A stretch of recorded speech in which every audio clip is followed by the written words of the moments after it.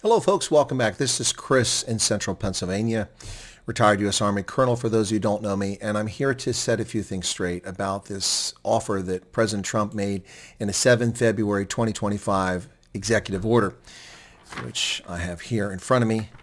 Let's be clear about this thing. There is a lot of fake news being spread by organizations in South Africa, by immigration consultants, by other entities across South Africa trying to discourage people from leaving South Africa in this offer, which doesn't exist yet.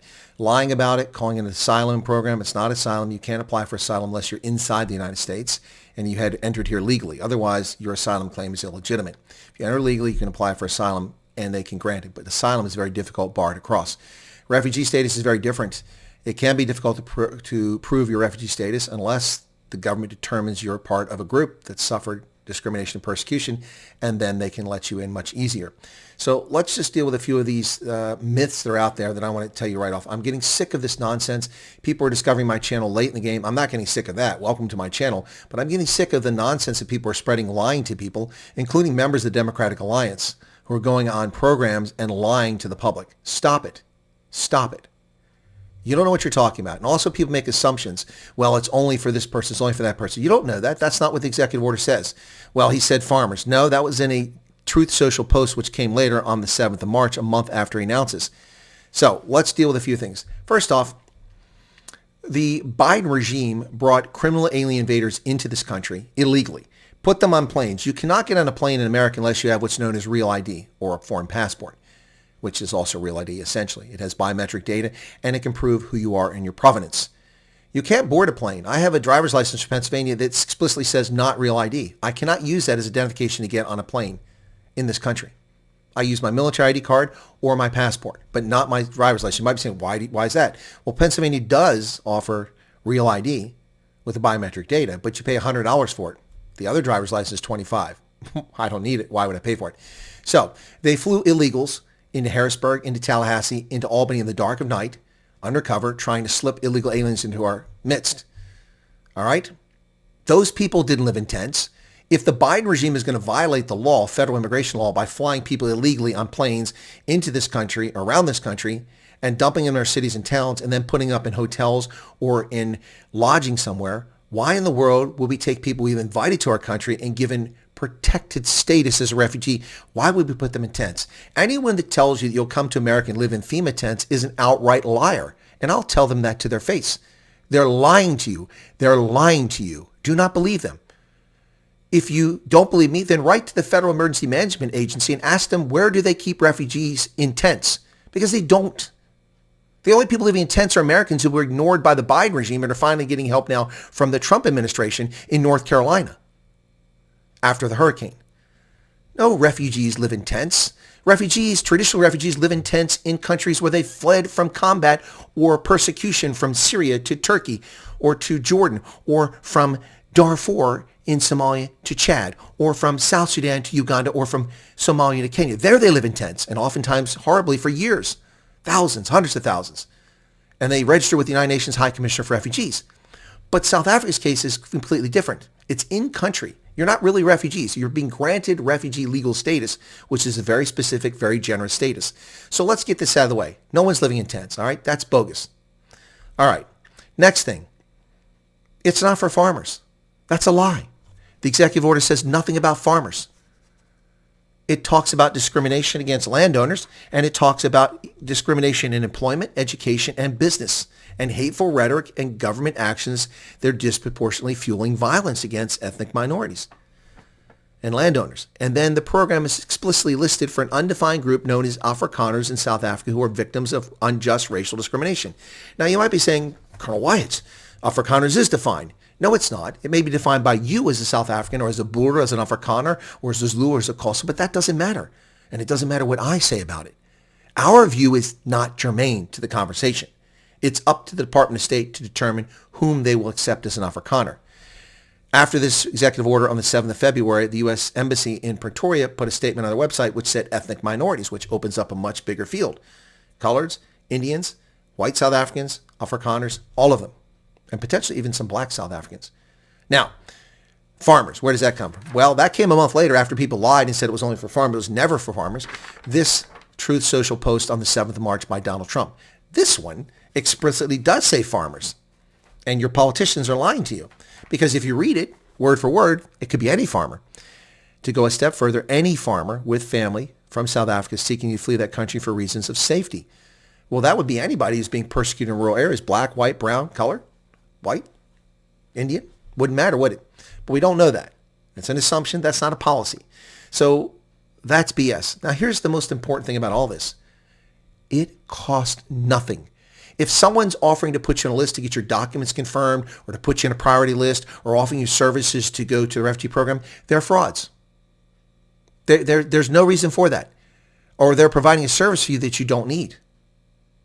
This program will be handled in its entirety by agents for the U.S. government of one sort or another, whomever they go through, either their own people or they'll hire people to do it. You pay nothing. Refugees typically have nothing. They fled with nothing but the clothes on their back in most refugee circumstances. Think of the 13 million ethnic Germans who were expelled from Eastern Europe in 1945 through 1948. 4 million of whom died being strafed by Soviet attack planes and shelled with artillery, civilians murdered, butchered, women gang raped on trains fleeing from the eastern provinces of Germany, which are now Poland from Schlesien and Pommern, Silesia and Pomerania, and Ostpreußen. The Wilhelm Gustloff sank with 15,000 refugees on it by Soviet submarines. 15,000, 12,000 people died in that thing. Those are refugees. South Africa is an outlier. It's an unusual but unprecedented situation of in-country refugee status, like Cuba and Bosnia-Herzegovina. So you pay nothing. You don't live in FEMA tents. And it has nothing to do with your occupation. That's the third thing I talk about here. We don't care if you're a nuclear physicist. We don't care if you're a toilet cleaner. We don't care if you're a farmer. We don't care if you're a pole dancer. Well, maybe some people do.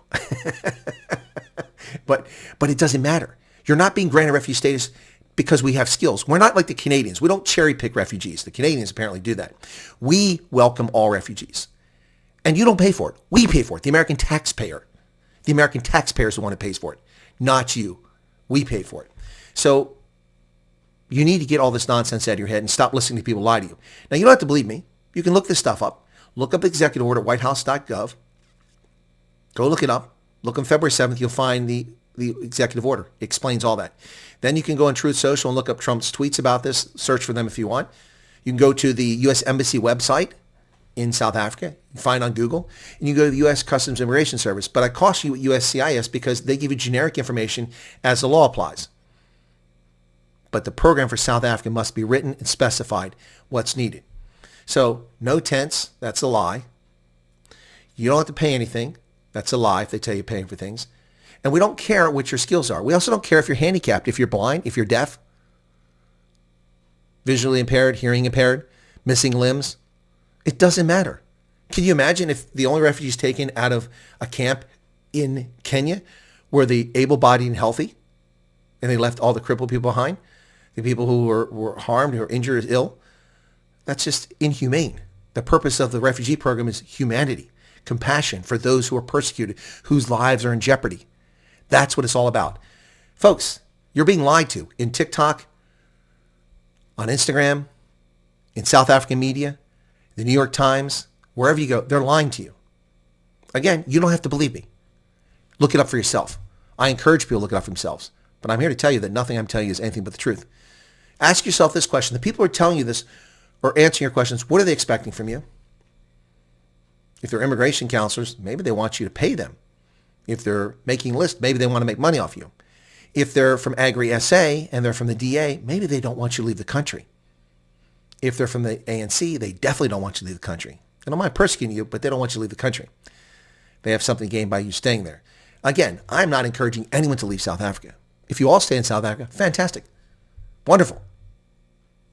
If you want to leave and you qualify, then the program will be available. And you should go after it if you want to. That's your call. But I'm not encouraging anybody to leave. And people falsely claiming that I'm telling people that I'm the refugee guy. I'm not. I'm an independent journalist, retired colonel, and I'm simply giving you the facts. Now, do I get something from it? Yeah. I get to help people get the truth, whether they want to stay or go. Instead, the lies are being fed by a bunch of people with ulterior motives. I don't have an ulterior motive. The only thing I get out of this is more subscribers on my channel potentially, more viewers, more people listening, which is great because we spread the word. But that's it. And you don't have to watch my content. That's your prerogative. It's your data. It's your time. Your time is the most valuable thing you have other than your family and your life. Your life and your family, and then your time.